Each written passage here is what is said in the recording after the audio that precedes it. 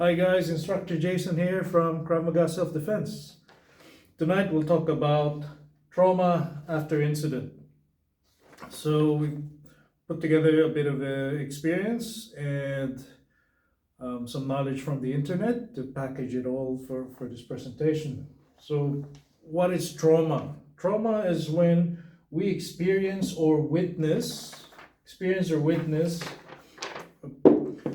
very stressful, frightening, or distressing events that are difficult to cope with or out of our control.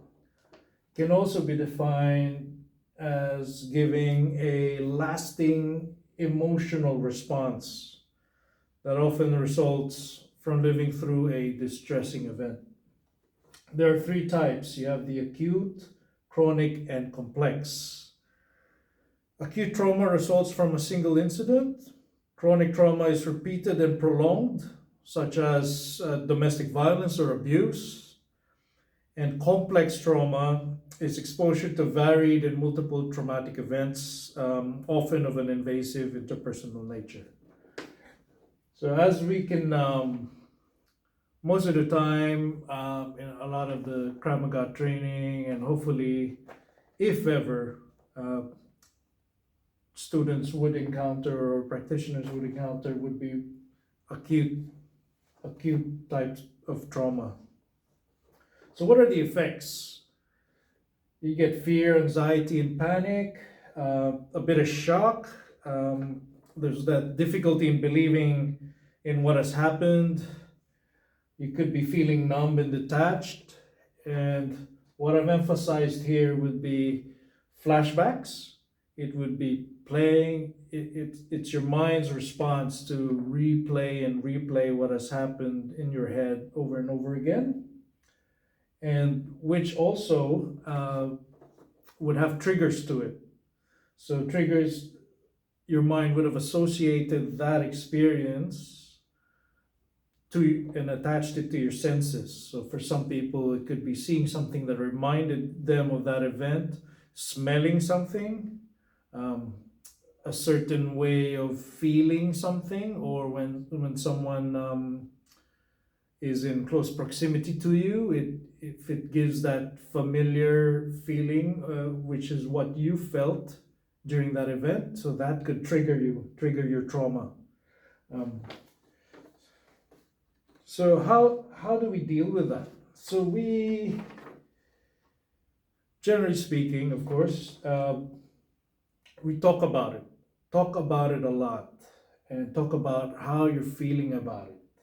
So especially if you have an opportunity to, and they're willing to help you, talk about it with your loved ones, friends, really people close to you, people you trust, people you can confide in, and of course, seek a professional as well. There's a lot of professional services that can help you get through this, and it would be very wise to seek professional help about it.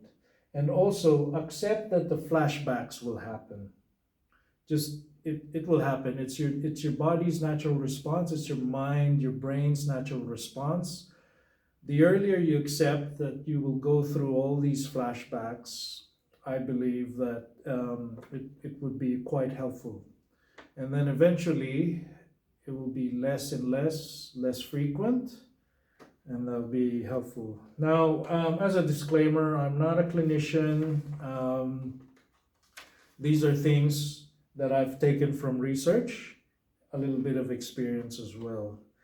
So, how does all this relate to Krav, basically? So part of our Krav Maga training in the KMG curriculum is we, even though we do not outright mention it, we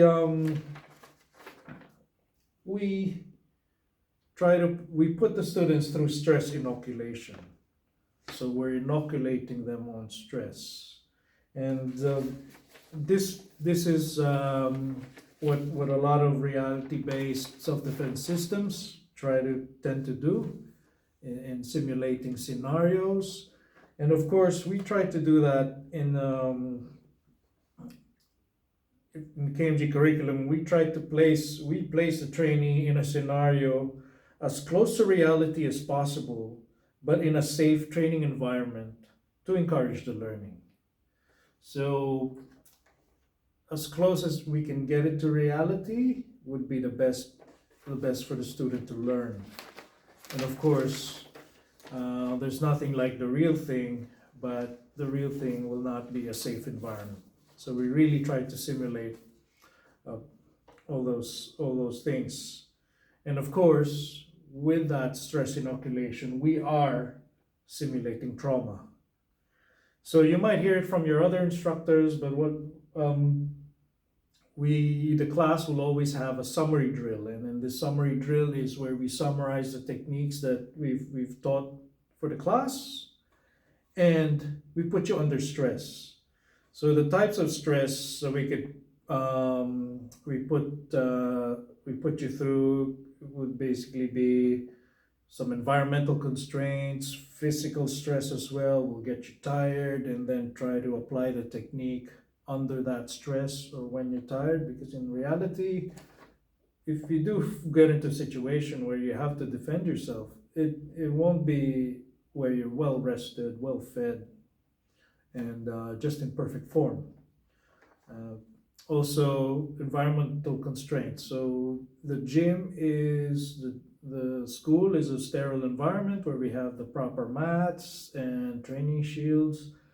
Out there would be uneven ground, spectators, people watching, and all these other stressors all rolled into that situation as well.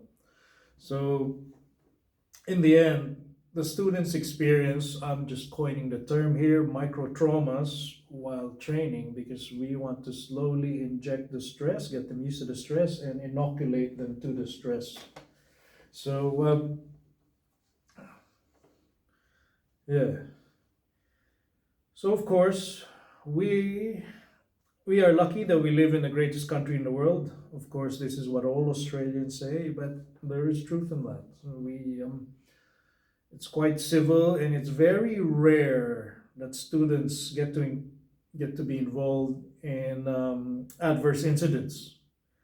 So because of that, because of the rarity of this occurrence, that magnifies the trauma that one goes through if it does happen to them, because it's something that's really rare that doesn't happen often. So the shock factor is magnified because of that. So what I'll share as well is I feel quite honored and and humbled that a student did approach me about what's happened to the student, an experience that the student went through. And of course I did ask permission. I'm not going to name the student, but the student did ask permission. I did ask the student permission if I could share the story. So the student drove to the train station to pick up the partner, and the student couldn't remember anything that would have been done to provoke a response from three males that approached the car and started talking aggressively, staunching, like Rory Miller's monkey dance actions, trying to provoke him. And of course, the partner had the phone ready in case they had to call the police. Eventually, nothing happened, which is really good. Nothing happened. The partner was able to get into the car, and they left without incident.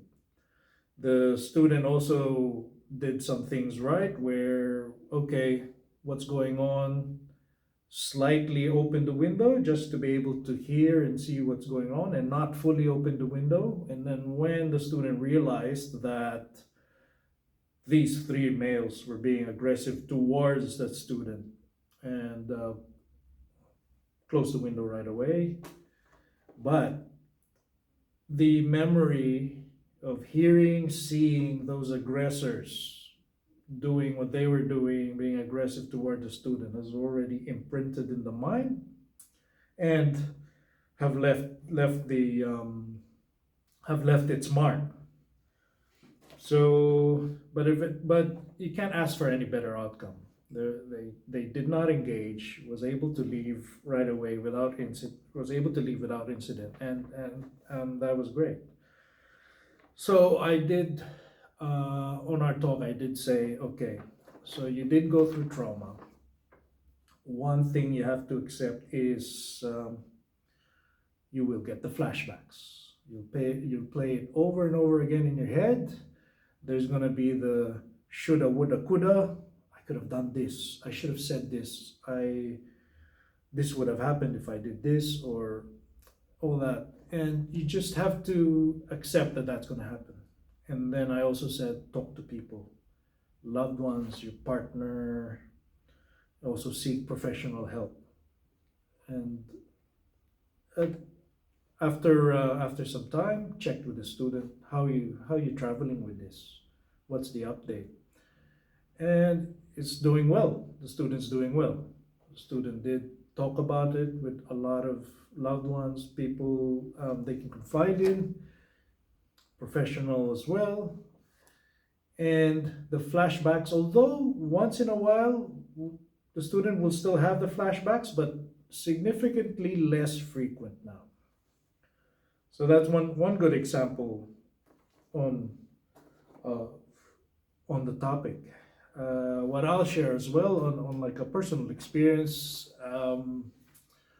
I had there was a time where I was passing by a certain area just to check on something, check on work colleagues, and because they're running an operation, and I came in at the right time where I saw this because there was a protest happening at that area, and at the corner of this building, I just chanced upon this woman that was about to be appeared to was about to be mobbed by 20 or so people, and I managed to just come in and get in and tried, emphasis on tried, to get control of the situation.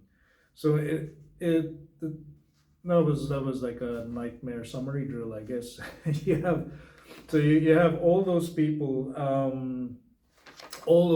in front of me just shouting and aggressively talking to me and that woman.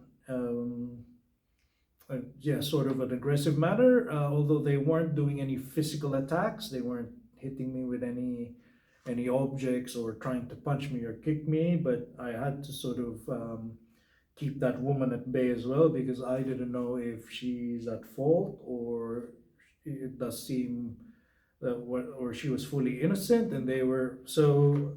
I had to sort of keep control and keep her under control and not let her slip out as well, because in the end I had to get to find out what's happening, get to the bottom of things, and luckily, yeah, work colleagues did come in and were able to help me, and through our numbers, we managed to take control of the situation, pacify that crowd, and then able to put that lady in a safer area and ask her version and ask different versions of this other people, figure things out. And yeah, luckily, they didn't have to do anything. They didn't do anything physically adverse to me, which meant that I didn't have to do anything physically adverse to them as well.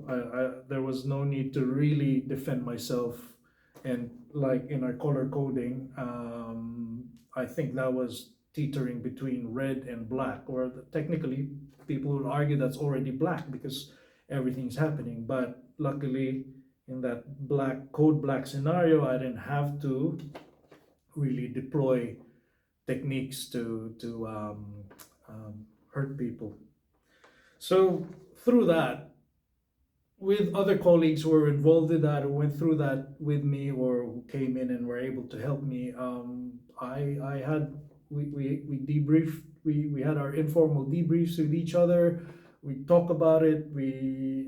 I was doing shoulda, woulda, coulda, and they were sort of convincing me otherwise. Where I think you came in just the right time. It could have if you weren't around, if you didn't chance upon that at that particular time, it could have been really ugly, or it would have, there was high potential for that to get really ugly, and people maybe they would have hurt her, or, but anyway, that helped me a lot to just talking about it with the colleagues, and of course, I instantly accepted, like, yeah, flashbacks will happen, and I did go through flashbacks.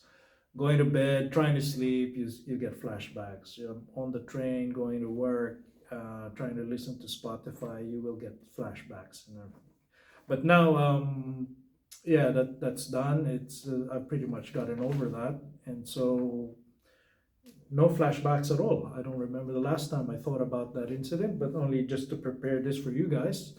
And yeah, so that's pretty much it. Like that's trauma will be a part of self-defense, and it's good to speak about it, especially in the training that we do with Krav Maga and under the KMG curriculum, because in your post-incident trauma will most likely be part of it, and it's good for practitioners, students, and instructors to know that there's that basic concept with trauma, especially we've had some students as well who've had previous trauma and during a class was actually triggered because of the drills.